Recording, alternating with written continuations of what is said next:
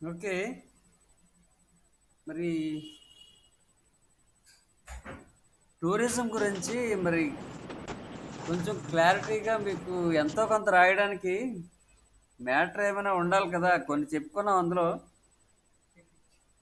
మీకు FC1 కింద tourism ఉంది కదా! ఆ టూరిజంలో ఏం చేయాలి? ఎలా రాస్తారు మామూలుగా? మీకు స్టార్టింగ్‌లో టూరిజం అంటే ఏంటో చెప్పాను. తర్వాత పర్యాటక రంగం అనగానేమి, పర్యాటక రంగానికి ఇచ్చిన నిర్వచనం, స్వభావం గురించి స్టార్టింగ్‌లో చెప్పాను. తర్వాత పర్యాటకుల్లో వివిధ రకాల పర్యాటకుల గురించి అడిగినప్పుడు సందర్శకులని, పర్యాటకులని, విహారయాత్రికులని 3 రకాలుగా ఉంటారని చెప్పాను. మీరు ఏదోటి రాయడానికి కాస్త కంపల్సరీగా ఎంతో కొంత ఐడియా ఉండాలి మైండ్‌లో. ఈ పేపర్ రాయడానికి. అది ఈజీ పేపరే ఇది. ఈ పేపర్ చాలా ఈజీ మామూలుగా. ఎందుకంటే మీరు దీనికి టూరిజం అనబడేటప్పటికి మీకు ఒక ఐడియా ఉంటుంది కాబట్టి ఆ టూరిజం అంటే ఏంటో చెప్పి కొన్ని ప్లేసులు మెన్షన్ చేస్తూ రాస్తే చాలా ఈజీగా రాసుకెళ్ళిపోవచ్చు. ఏది రాసినా సరే టూరిజం గురించి అందులో ఇంక్లూడ్ అవుతాయి. ఎందుకంటే చాలా కొన్ని ప్రదేశాలు మనకు తెలియాలి. టూరిస్ట్ ప్రాంతాలు అనేవి మనకు తెలిస్తే చాలు. ఎక్కడెక్కడ ఉన్నాయి టూరిస్ట్ ప్రాంతాలు ఎక్కడున్నాయని.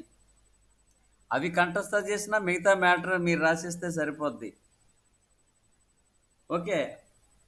తర్వాత ఆ, ఇప్పుడు ఉదాహరణకి మనం హెరిటేజ్ టూరిజం గురించి చెప్పుకున్నాం.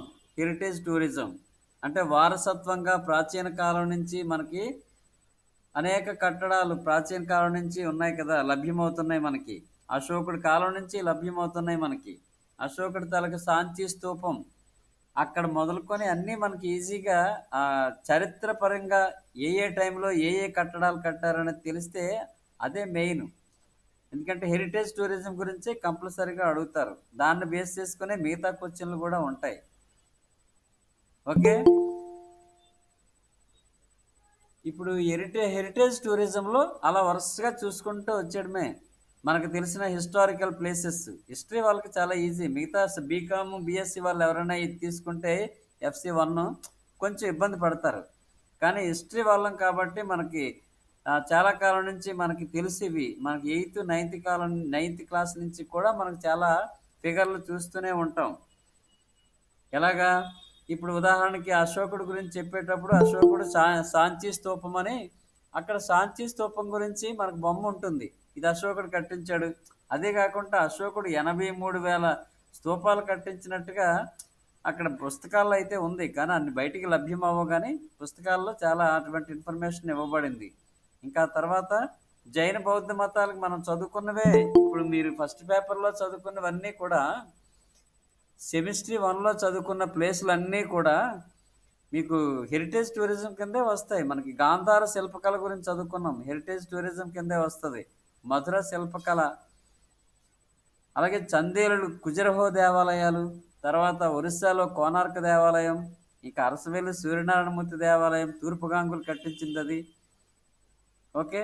అలాగే వెస్టర్న్ ఘాట్స్లో అంటే పశ్చిమ కనుమల్లో కన్హేరి, కార్లే, నాసిక్, బాజా ఈ గుహల్లో ఉన్నటువంటి ఈ బౌద్ధ మతానికి సంబంధించినటువంటి శిల్పకళ ఇదంతా కూడా మీకు హెరిటేజ్లో చాలా ఈజీ. శాతవాహన కాలం నాటి కట్టడాలన్నీ కూడాను, స్తూపాలు, చైత్యాలు అన్నీ కూడా మనకి హెరిటేజ్ టూరిజం కిందే వస్తాయి మామూలుగా.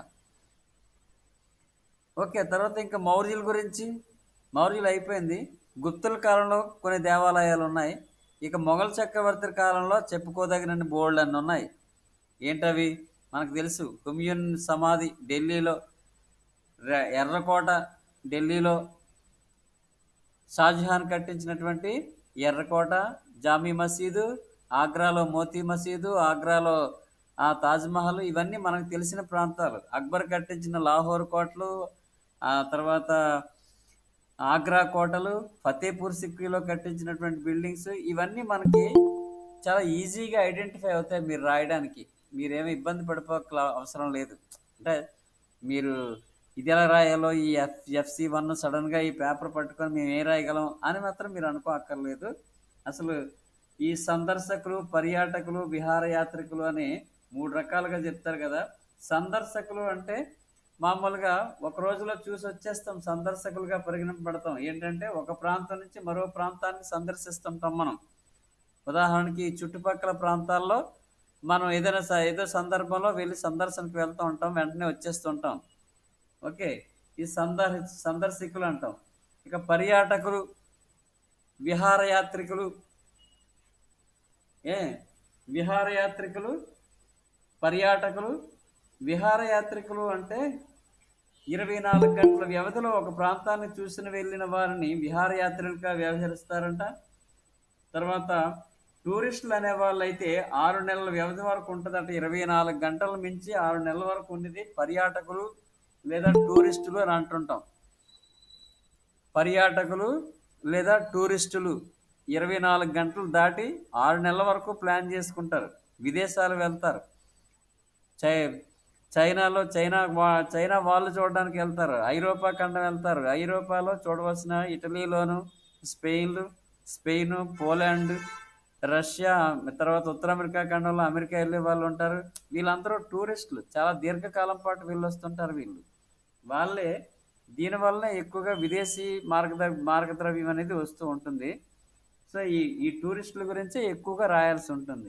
మిగతావి విహారయాత్రికులు వీళ్ళేంటంటే మనం విజ్ఞాన యాత్రలు, విహారయాత్రికులని మనం డిగ్రీ చదువుతున్నప్పుడే ఒక్కొక్కసారి వేస్తుంటారు. ఉదయం వెళ్ళిపోయి బస్సు వేసుకొని వెళ్ళి ఓ ఇండస్ట్రియల్ సెక్టారో లేకపోతే బొజ్జానకొండలో ఈ బౌద్ధ మత విగ్రహాలు చూసి వచ్చేస్తూ ఉంటాం మనం.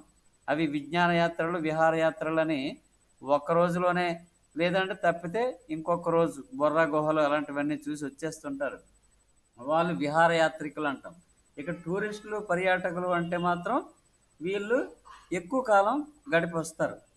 ఇవి 3 రకాలు. ఓకే. తర్వాత పర్యాటక రంగం పరిధి, దీని గురించి కూడా ఒకసారి చెప్పుకున్నాం. పర్యాటక రంగం తాలూకా పరిధి ఎలా ఉంటుంది అనేది. అంటే ప్రజల జీవన ప్రమాణం పెంచడంలో దీని పాత్ర ఎక్కువగా ఉంది.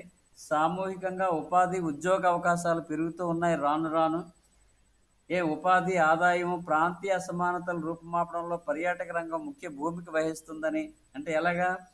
ఇప్పుడు పర్యాటక రంగం వల్ల ఆయా ప్రాంతాల్లో ఉన్నటువంటి యువకులకు ఉద్యోగాలు, ఆ ప్రాంతం ఇన్ఫ్రాస్ట్రక్చరు, రోడ్లు, కరెంటు ఇవన్నీ ప్రభుత్వం ఏర్పాటు చేస్తుంటుంది. ఆ లోకల్ పీపుల్కి కొంత ఉపాధి. ఆ లోకల్ పీపుల్ ప్రజలందరూ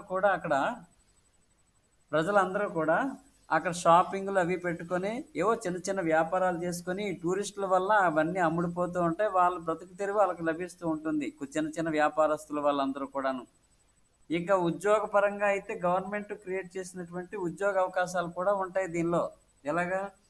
ఇప్పుడు టూరిజం గురించి గైడ్లు గాను, లేదా అక్కడ ఆ గవర్నమెంట్ టూరిస్ట్ డెవలప్మెంట్ కార్పొరేషన్లో అక్కడ చిన్న చిన్న ఉద్యోగాలు, ఇటువంటి ఉద్యోగ అవకాశాలు కూడా ఉంటాయి. వ్యాపారస్తులుగా బ్రతుకుతారు, ఉద్యోగ అవకాశాలు ఉంటాయి. ఆ ప్రాంతం అభివృద్ధి చెందుతుంది. రోడ్లు వేస్తారు, కరెంట్ వేస్తారు. ఇంకా ఆ పర్యాటక రంగం ఎక్కడైతే డెవలప్ చేస్తున్నారో ఆ ప్రాంతంలో బోల్డంత డబ్బు ఖర్చు పెట్టి సుందరంగా తీర్చిదిద్దుతారు. ఆ తీర్చిదిద్దేటప్పుడు లోకల్ పీపుల్కి ఉపాధి దొరుకుతుంది.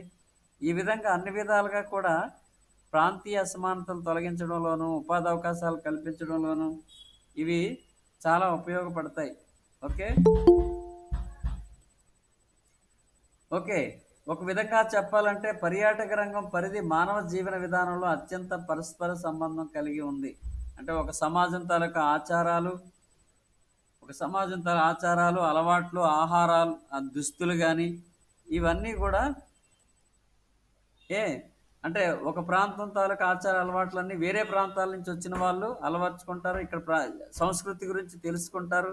దుస్తులు, వినోదాలు, కుటుంబ జీవనం ఎలా ఉంది ఈ ప్రాంతంలో, ప్రజలు జానపద సాహిత్యం ఈ ప్రాంతంలో ఎలా ఉంది, పండుగలు, ఉత్సవాలు ఎటువంటివి చేసుకుంటుంటారు ఆ ప్రాంత ప్రజలు, అలాగని మొత్తం సంస్కృతి పరంగా వేరే ప్రాంతాల నుంచి వచ్చిన వాళ్ళకి ఈ ప్రాంతం గురించి పూర్తి అవగాహన అనేది వస్తుంది. ఆ విధంగా ప్రజల మధ్య సన్నిహిత సంబంధాలు ఏర్పడుతూ ఉంటాయి. ఎందుకంటే ఒక ప్రాంతం వాళ్ళు ఇంకో ప్రాంతానికి వెళ్ళినప్పుడు అక్కడ ప్రజల తాలూకా జీవన విధానం తెలుసుకుంటూ ఉంటారు.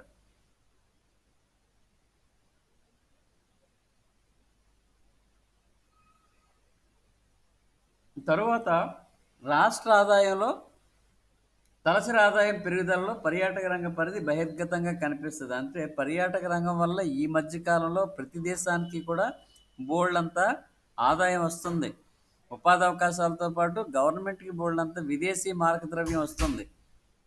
ఇప్పుడు ఉదాహరణకి తాజ్మహల్ సందర్శించే వాళ్ళు వేల మంది విదేశాల నుంచి డైలీ వస్తూనే ఉంటారు. ఈ మధ్య కరోనా రావడం వలన విదేశస్తులు పర్యాటకులు రావడానికి ఇప్పుడు జంకుతున్నారు కాబట్టి ప్రపంచవ్యాప్తంగా ఈ పర్యాటక రంగం అనేది ఈ మధ్య కాలంలో కొంచెం దెబ్బతిన్నది. బాగా దెబ్బతిన్న ఇండస్ట్రీ ఏదంటే ఈ పర్యాటక రంగమే. ఈ పర్యాటక రంగం ఎంతంటే కొన్ని కొన్ని దేశాలు కేవలం దీని మీదే ఆధారపడి బ్రతుకుతున్న దేశాలు కూడా ఉన్నాయి. ఓకే. అంటే ఈ పర్యాటకులు వాళ్ళ వలన వచ్చే ఆదాయంతో వాళ్ళ జాతీయ ఆదాయంలో ఎక్కువ భాగం కనిపిస్తూ ఉంటుంది. ఓకే. మరి అటువంటి పరిస్థితిలో ఇప్పుడు కరోనా వచ్చి చాలా ఇబ్బంది పెట్టేసింది. చాలా దేశాలకు ఆదాయం తగ్గిపోయింది. భారతదేశానికి కూడా వచ్చే సందర్శకులు తగ్గిపోయారు. ఇది చాలా ఇంపాక్ట్ చూపించింది ఒక విధంగా ఇప్పుడు చెప్పుకోవాలనుకుంటే.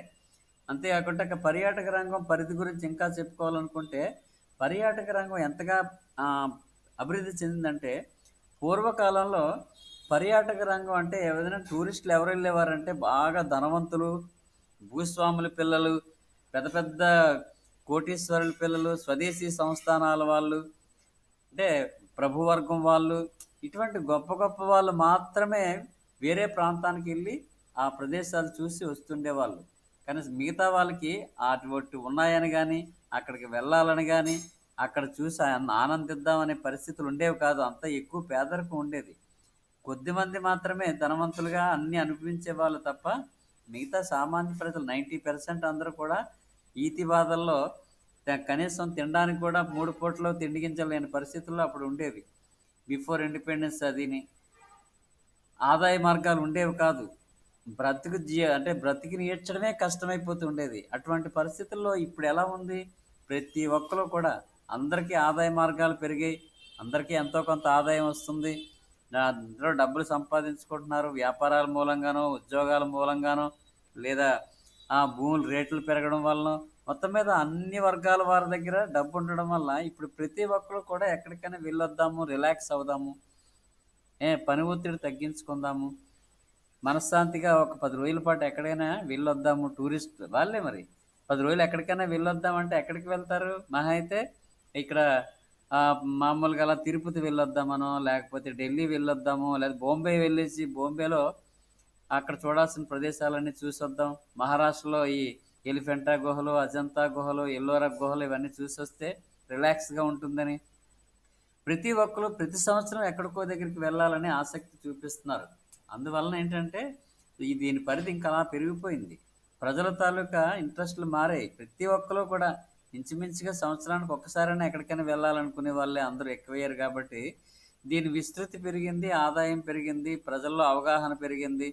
వివిధ ప్రాంతాలు చూసి వచ్చిన తర్వాత వాళ్ళలో ఒక రకమైనటువంటి మిగతా ప్రాంతాల జీవన విధానం, అక్కడ ఉద్యోగ అవకాశాలు, అక్కడ ఎంత అభివృద్ధి చెందారు, మనం ఎంత వెనకబడి ఉన్నాము, లేదా మనకంటే వాళ్ళు ఎంత వెనకబడి ఉన్నారు, మొత్తం మీద సమాజ స్థితిగతులు, విదేశాల తాలూకా పరిస్థితులు, అక్కడ డెవలప్మెంటు, దాన్ని చూసి ఇక్కడ డెవలప్ అవ్వాలనే ఆలోచనలు, ఇవన్నీ మనిషి ఆలోచనలో చాలా మార్పు వచ్చాయి. దీని పరిధి రోజు రోజుకి అంతకంతకు పెరుగుతూనే ఉంది. పర్యాటక రంగం తాలూకా పరిధి. ఇక విదేశీ ఆదాయం అంటారా? జాతీయ ఆదాయం పెరిగిపోతుంది పర్యాటక రంగం వల్ల. విదేశీ మార్గద్రవ్యం డాలర్ రూపంలో వస్తాయి. ఎందుకంటే అక్కడి నుంచి వాళ్ళు డాలర్స్ తెచ్చి ఇక్కడ ఇండియన్ రూపీస్ని వాళ్ళు మార్చుకుంటారు ఇక్కడ ఖర్చు పెట్టుకోవడానికి. ఎందుకంటే డాలర్ని డైరెక్ట్గా ఇక్కడ ఖర్చు పెడితే ఎవరు తీసుకోరు కదా. అందుకని డాలర్స్ని ఇండియన్ రూపీస్లోకి మార్చుకొని ఆ డబ్బులు ఖర్చు పెడతారు. ఆ విధంగా విదేశీ మార్గద్రవ్యం అనేది మన భారతదేశానికి వస్తుంది. మనం విదేశాలకు వెళ్తే వాళ్ళకి విదేశీ మార్గద్రవ్యం వస్తుంది అనమాట. మన వాళ్ళు కూడా ఇండియా పాపులస్ కంట్రీ కదా, అనేక దేశాలు అలాగే చాలామంది వెళ్తూనే ఉంటారు. మనకు తెలియదు కానీ మన మారుమూల ప్రాంతంలో ఉండిపోవడం వల్ల ఈ టూరిజం గురించి పూర్తి అవగాహన ఉండదు. కానీ ఆ అర్బన్ సెంటర్స్లోను, పెద్ద పెద్ద నగరాల్లోనూ ఎప్పుడూ విదేశాలు తిరిగే వాళ్ళు ఉంటారు. ఆ పొరుగు దేశాల్లో సార్క్ దేశాలు ఉన్నాయి కదా, మన చుట్టుపక్కల సార్క్ దేశాలు అంటాం. సార్క్ దేశాలు అంటే వేటిని సార్క్ దేశాలు అంటారు? శ్రీలంక, బంగ్లాదేశ్, నేపాలు, భూటాను, పాకిస్తాను, ఇవన్నీ మన సరిహద్దు దేశాలు ఇవి. ఇవే సార్క్ దేశాలు అంటాం. ఓకే. మరి ఈ దేశాలకు వెళ్ళాలంటే చాలా ఈజీగా వెళ్ళొచ్చేస్తారు. 4, 5 రోజుల్లో వెళ్ళొచ్చేస్తారు. ఇక ఐరోపా లాంటి దేశానికి వెళ్ళాలనుకుంటే నెల రోజులు పట్టొచ్చు, 2 నెలలు పట్టొచ్చు. అలా వెళ్తున్న వాళ్ళు బోలెడు మంది ఇప్పుడు. అన్ని వర్గాల వారికి ఒక అవగాహన వచ్చింది. ఓకే. ఇక ప్రాచీన, మధ్యయుగ, ఆధునిక భారతదేశ చరిత్రలో పర్యాటక రంగం పరిధి అనేక మార్పులకు లోనైంది అంటున్నాడు. అంటే మానవుడు ఆవిర్భావం నుంచి నేటి దాకా దీని పరిధి ఆ విధంగా విస్తరించి వస్తుంది. ఎలాగంటే ప్రాచీన కాలంలో చెప్పాను కదా, ధనవంతులకు మాత్రమే పరిమితమైనటువంటి ఈ పర్యాటక రంగం ఆ తర్వాత మధ్యతరగతి వర్గానికి ప్రాకింది. ఇప్పుడు అన్ని తరగతి వర్గాల వారు పర్యాటక రంగం గురించి వాళ్ళ ఆలోచన విధానం మారడం వల్ల పరిధి పెరుగుతూనే ఉంది. సామాజిక మార్పులు వస్తున్నాయి, మనిషి జీవితంలో మార్పులు వస్తున్నాయి. ఇవన్నీ కూడా అన్ని విజ్ఞాన శాస్త్రాలు అన్నీ కూడా అభివృద్ధి చెందాయి కాబట్టి దీని పరిధి రోజు రోజుకి పెరుగుతూనే ఉందన్నమాట.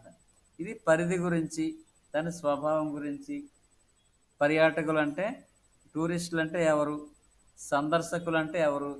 సందర్శనకి ఇప్పుడు మనం ఏదైనా ఒక ఒక ప్రాంతంలో ఇప్పుడు మన జిల్లాలోనే ఏదో ప్రాంతానికి వెళ్ళి సందర్శిస్తాం. ఒక తొట్ల కొండనో, బుజ్జాన కొండనో, లేదా ఏంటది రామకృష్ణ బీచ్ అనో సందర్శనకు వెళ్ళి వచ్చేస్తాము. అది సందర్శన వేరు, టూరిస్టులు వేరు. టూరిస్టులు అంటే 24 గంటలు దాటిన తర్వాత నెల రోజులు కావచ్చు, 2 నెలలు, 3 నెలలు కావచ్చు. వీళ్ళు ఏ ప్రాంతానికైనా వెళ్తారు. వీళ్ళు ఏ ప్రాంతానికైనా వెళ్ళి రాగలరు. అది టూరిస్టులు. టూరిజం అంటే మెయిన్ అదే. ఓకే. మనకి షార్ట్ నోట్లు వచ్చేటప్పుడు రాసుకోవడానికి చాలా అవసరం. తర్వాత దేశీయ పర్యాటక రంగం వేరు, విదేశీ పర్యాటక రంగం వేరు. దేశీయ పర్యాటక రంగం అంటే మన దేశంలో ఉన్నటువంటి చారిత్రక ప్రదేశాలన్నీ కూడా హెరిటేజ్ టూరిస్టులతో సహా, అలాగే ఇదేంటది పర్యావరణ పర్యాటకం అని, లేకపోతే క్రీడారంగ పర్యాటకం అని, తర్వాత ఆరోగ్య పర్యాటక రంగం అని, అంటే కేవలం హెల్త్ గురించి కొంతమంది పర్యటన చేస్తూ ఉంటారు. బాగా స్ట్రెస్కి లోనయ్యి మానసికంగా బాధపడుతున్నప్పుడు ఏదో ఒక 4-5 రోజులు, వారం రోజుల పాటు మానసిక ఉల్లాసం కోసం, తిరిగి ఎనర్జీని మళ్ళీ పెంపొందించుకోవడం కోసం, ఆనందం కోసం వెళ్తున్నటువంటి పర్యాటక రంగం వేరే ఉంది. పర్యావరణ పర్యాటక రంగం అని పర్యావరణాన్ని రక్షించుకోవడానికి, అంటే బయోడైవర్సిటీ పార్కులు అవి ఉంటాయి. అక్కడ పర్యావరణాన్ని ఏ విధంగా రక్షించాలి, పర్యావరణం అంటే ఎంత బాగుంటుందే, అన్ని రకాల జీవరాశులు, వృక్షరాశులు అన్నిటినీ కాపాడుకుంటూ పర్యావరణాన్ని కాపాడుకోవడం, దాని తాలూకు ఆవశ్యకత ఎంత ఉందని తెలియజేస్తూ ప్రభుత్వం కొన్ని పర్యావరణ పర్యాటక కేంద్రాలని అభివృద్ధి చేస్తూనే ఉంది. ఇక దేశీయ రంగంలో ఇంకా బోల్డ్ మనం చెప్పుకోవచ్చు. తమిళనాడులో ఊటీకి వెళ్తాం, కేరళ రాష్ట్రంలో బ్యాక్ వాటర్స్ ఉంటాయి, అక్కడ బోటు షికార్లు అవి చేస్తారు. ఓకే. మరి తాజ్మహల్ చూస్తాం, ఆగ్రా వెళ్ళామంటే తాజ్మహల్ చూస్తాం. ఇవన్నీ భారతదేశంలోనేదే కదా. ఒడిస్సాలో వెళ్తే కోనార్క్ దేవాలయం చూస్తాం. ఓకే. ఇవన్నీ దేశీయ పర్యాటక రంగంలోకే వచ్చేస్తాయి. మన దేశంలో దేశీయ పర్యాటక రంగం అంటే మన భారతదేశంలో ఉన్నటువంటి సైట్స్, పల్లవుల తాలూకా దేవాలయాలు, పల్లవ పాండవ రథాలు, తీర దేవాలయాలు, ఓకే, కాకతీయుల తాలూకా కట్టడాలు, హైదరాబాద్ నిజాం కట్టడాలు, గోల్కొండ నవాబుల కట్టడాలు. గోల్కొండ అది హైదరాబాద్లో, సాలార్జంగ్ మ్యూజియం అని. ఇంకా తమిళనాడులో తంజావూరు దేవాలయం, బృహదీశ్వరాలయం. ఓకే. మరి మొఘల్ కట్టడాలు, ఇవన్నీ దేశీయ పర్యాటక రంగం. మరి విదేశీ పర్యాటక రంగానికి, దేశీయ పర్యాటక రంగానికి అంటే మీరు ఆటోమేటిక్గా మీకు అర్థమైపోతుంది. విదేశీ పర్యాటక రంగం అంటే విదేశాలు వెళ్తాం. విదేశాల్లో ఎక్కడెక్కడ ఏంటి, ఇప్పుడు చైనా వెళ్ళామంటే చైనా గోడ చూస్తాం, చైనా వాల్. ఓకే.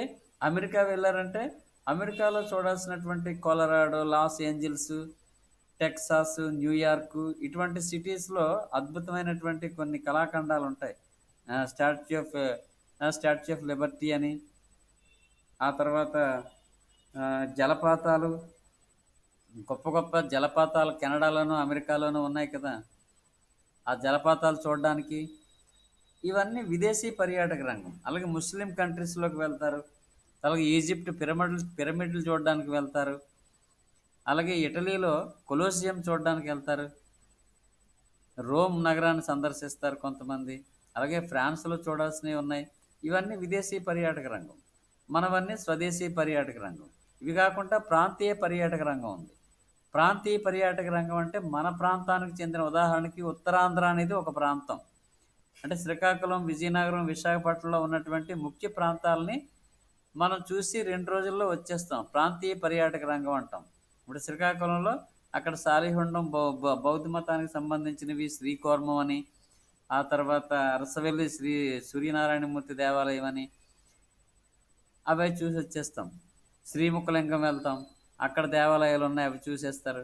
అలాగే విజయనగరం వస్తారు, విజయనగరంలో చూడాల్సిన 1-2 సైట్లు, ఇంకా విశాఖపట్నంలో 2-3 సైట్లు, ఇవన్నీ చూసి మళ్ళీ మనం వచ్చేస్తాం 1 or 2 డేస్లో.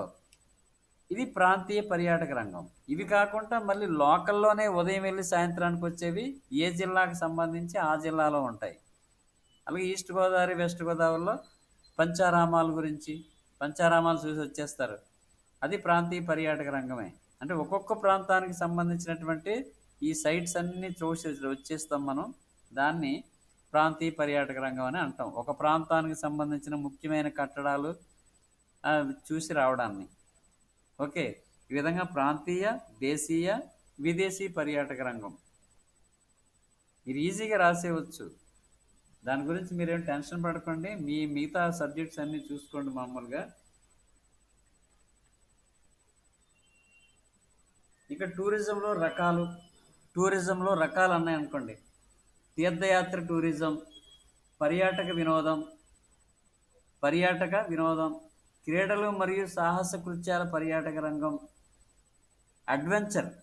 అడ్వెంచర్ టూరిజం అని ఉంది. మళ్ళీ అడ్వెంచర్ టూరిజం అంటే కొండల్లోను రోప్ వేలు, బెలూన్స్ తోటి కొన్ని ప్రాంతాల్లో అడ్వెంచర్ చేస్తూ ఉంటారు. ఆ మంచు కొండల్లోను స్కేటింగ్, ఇవన్నీ అడ్వెంచర్ సాహసం ఉంది, అడ్వెంచర్ టూరిజం.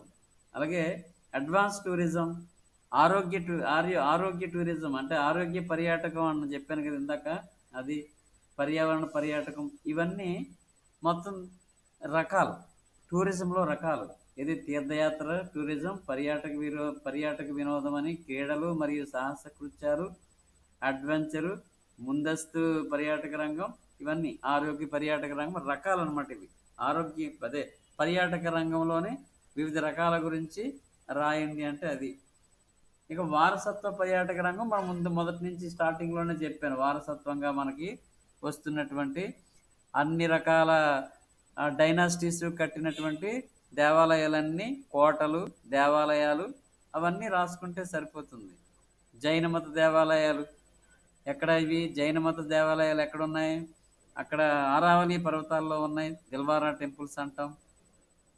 ఓకే, అలాగే మొఘల్ చక్రవర్తులవి, ఢిల్లీ సుల్తానులవి, కుతుబ్ మినారు, అలాగే ఇది ఇనుప స్తంభ శాసనం 2వ చంద్రగుప్తుడిది. అలాగే గుప్తుల కాలం నాటి దేవాలయాలు, శిల్పం, చిత్రలేఖనం, ఇవన్నీ కూడా మన వారసత్వంగా వస్తున్నటువంటి టూరిజం. ఇక తీర్థయాత్రల టూరిజం అంటే మీకు తెలుసు కదా. తీర్థయాత్రల పేరు మీద వెళ్ళి అక్కడ తీర్థయాత్రలతో పాటు అక్కడ చుట్టుపక్కల ప్రాంతాలను కూడా చూసి వస్తూ ఉంటాం జనరల్గా. ఓకే, ఈ తీర్థయాత్రలు అంటే మనం మామూలుగానే రాసేవచ్చు. ఏంటవి? మన దేశంలో కుంభమేళాలు జరుగుతాయి, ప్రయాగ వెళ్తారు, కాశీ వెళ్తారు, ఉజ్జయిని వెళ్తారు తీర్థయాత్రల కోసం. ముఖ్యంగా కాశీ ఎక్కువ ప్రధానంగా వెళ్తుంటారు. అలాగే ఒరిస్సా వెళ్తుంటారు, జగన్నాథ టెంపుల్, సూర్య దేవాలయం తీర్థయాత్రల కోసం వెళ్తారు. తిరుపతి వెళ్తారు చాలా ఎక్కువ మంది. తిరుపతి ఒక తీర్థయాత్ర టూరిజం కింద భావిస్తారు దాన్ని. విజయవాడ వెళ్తారు, అన్నవరం వెళ్తారు, ఇవన్నీ తీర్థయాత్ర టూరిజం ఇవి. ఓకే, తీర్థయాత్ర టూరిజం వేరు, మామూలు ఆనందంగా అంటే ఆనందం కోసం లేదా రిలీఫ్ కోసం, ఎనర్జీ మళ్ళీ తిరిగి పొందడం కోసం వెళ్ళే టూరిజాలు మళ్ళీ వేరు. ఓకే, అయితే తీర్థయాత్రలు అంటే మీరు మరీ ఈజీగా రాసేస్తారు. మీకు తెలిసిన తీర్థయాత్రలు ఎక్కడెక్కడ ఉన్నాయో అవన్నీ రాస్తే అదే తీర్థయాత్రల టూరిజం. ఆయా ప్రాంతాల్లో ప్రభుత్వం అక్కడ ఆ ప్రాంతాల అభివృద్ధి కోసం బోల్డ్ డబ్బు ఖర్చు చేస్తుంది, అక్కడ ఉపాధి అవకాశాలు కల్పిస్తుంది. దాన్ని ఆ, ఈ తీర్థయాత్ర టూరిజం అంటాం. మీకు తెలిసినవన్నీ రాయొచ్చు. ఓకే. అదే తీర్థయాత్రలు అనబడేటప్పటికి మరి ఏదో కన్ఫ్యూజ్ అయిపోయి ఏంటి రాస్తామా అని మరి ఆలోచించక్కర్లేదు. అక్కడి నుంచి ఎక్కడ ప్రయాగ దగ్గర నుంచి రాసేసుకోవచ్చు. అక్షరధామం రాయొచ్చు. కలకత్తా కాళీ టెంపుల్ కావచ్చు, అలాగే ఒరిస్సా దేవాలయాలు కావచ్చు, మధ్యప్రదేశ్లో ఖజురహో దేవాలయం, అక్కడ తీర్థయాత్రలకు వెళ్తారు. ప్రధానంగా కాశీ వెళ్తారు. ఇవన్నీ తీర్థయాత్రలకు సంబంధించిన టూరిజం. మనం అక్కడికి వెళ్ళినప్పుడు ఇప్పుడు మదురై మీనాక్షి టెంపుల్ ఉంది. ఆ మీనాక్షి టెంపుల్ చుట్టూ ఎంతో వ్యాపారం జరుగుతుంటుంది. ఎంతో మందికి ఉపాధి అవకాశాలు వస్తూ ఉంటాయి. అదొక పెద్ద టూరిస్ట్ సెంటర్ అది. అలాగే తిరుపతి పెద్ద టూరిస్ట్ సెంటర్, విజయవాడ పెద్ద టూరిస్ట్ సెంటర్ అమ్మవారిది, కనకమ్మ అది దుర్గామాత. మరి ఇవన్నీ అక్కడ ఒక్క దేవాలయమే కాకుండా దేవాలయాన్ని ఆనుకొని ఉన్నటువంటి ఆ చుట్టుపక్కల ప్రాంతాలు, ఆ నగరం కూడా అద్భుతంగా అభివృద్ధి చెందుతుంటుంది తీర్థయాత్రల వల్లనే. దానివల్ల విదేశీ మార్గద్రవ్యం వస్తుంది, చాలా మందికి ఉపాధి అవకాశాలు దొరుకుతూ ఉంటాయి. ఓకే. మరి అవన్నీ ఆదాయం కింద, ఉపాధి అవకాశాల కిందే వస్తాయి మామూలుగా. అందుకనే తీర్థయాత్రలు కూడా ఒక టూరిజం కింద భావించడం అనేది జరిగింది. ఓకే.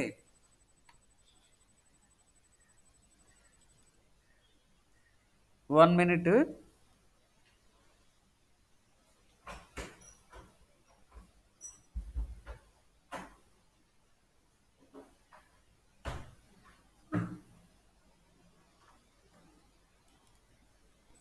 తర్వాత గైడెన్స్ అంటే టూరిజంలో గైడెన్స్ అంటే టూరిజంకి మనం ఎక్కడికి వెళ్ళినా కూడా అక్కడ కొంతమంది గైడ్లు ఉంటారు, టూరిస్ట్ గైడ్లు అంటారు. వాళ్ళు ప్రభుత్వమే జీతాలిచ్చి నియమిస్తూ ఉంటుంది. ప్రభుత్వమే జీతాలిచ్చి నియమిస్తూ ఉంటుంది ఆ గైడ్స్ని ప్రత్యేకించి. అదే టూరిజం అండ్ గైడెన్స్ అంటారు. అది ఆ విధంగా కూడా ఉపాధి అవకాశాలు పెరుగుతూనే ఉన్నాయి చాలా చోట్ల. ఓకే. అంటే ప్రైవేట్గా ఉన్న గైడ్లు ఉంటారు, ప్రభుత్వం నియమించిన గైడ్లు ఉంటారు. ఆ ప్రాంత అభివృద్ధి కోసం అక్కడ సపరేట్గా కొన్ని పోస్టులు క్రియేట్ చేస్తారు. ఉద్యోగ అవకాశాలు పెరుగుతూ ఉన్నాయి. ఓకే. ఇవి మీరు స్టార్టింగ్ నుంచి అసలు పర్యాటక రంగం అంటే ఏంటి, సందర్శకులు అంటే ఏంటి, పర్యాటకులు అంటే ఏంటి, విహారయాత్రలు అంటే ఏమిటి, టూరిజంలో రకాలు, టూరిజం పరిధి ఎంతగా విస్తృతమైంది అనేది, తర్వాత హెరిటేజ్ టూరిజం అంటే ఏమిటి, ఇవన్నీ మీకు ఒక ఐడియా వచ్చేస్తే చాలు. దాన్ని బేస్ చేసుకొని అద్భుతంగా రాసేయవచ్చు. ప్రత్యేకించి మీకు మార్కెట్లో పుస్తకాలు దీనికి ప్రింట్ అయ్యేవి లేదో కూడా తెలియదు, కానీ మీకు అవగాహన చాలా అవసరం. అక్కడికి వెళ్ళి సడన్గా ఏటి రాయాలరా బాబు అనుకోకుండా జస్ట్ మీరు సింపుల్గా రాసేయడానికి మీకు ఇవన్నీ టిప్స్గా ఉపయోగపడతాయి. కొన్ని పాయింట్స్ మరి రాసుకున్నారో లేదో అవి కూడా రాసుకుంటూ ఉండండి. జస్ట్ ఇంపార్టెంట్ పాయింట్స్ వాటిని బేస్ చేసుకొని రాసుకోవచ్చు. అది కూడా పాస్ అవ్వాలి. అది పాస్ అయితే కానీ మీకు ఫస్ట్ సెమ్ అయినట్టు కాదు. కానీ ఏదో ఒకటి రాయగలగాలి. ఏదో ఒకటి రాస్తే దీనికి సంబంధించి ఈ మ్యాటర్ని అలా బేస్ చేసుకొని రాస్తే ఈజీ అనమాట. ఓకే. ఈరోజు మరి క్లాసు మళ్ళీ ఫైనల్ ఇయర్ వాళ్ళకి ఇప్పటికే మళ్ళీ మరో క్లాస్ చెప్పాలనుకుంటున్నాను. ఓకే, ముగిద్దాం. రేపు క్లాస్లో యాజ్ యూజువల్గా మీకున్న క్లాస్లో రేపు క్లాస్ ఉంటుంది ఆ టైమింగ్ ప్రకారం. Okay, thank you. Sir exams ఎప్పటి నుంచి అండి? 5th నుంచి కదా, ఆగస్ట్ 5th నుంచి కదా.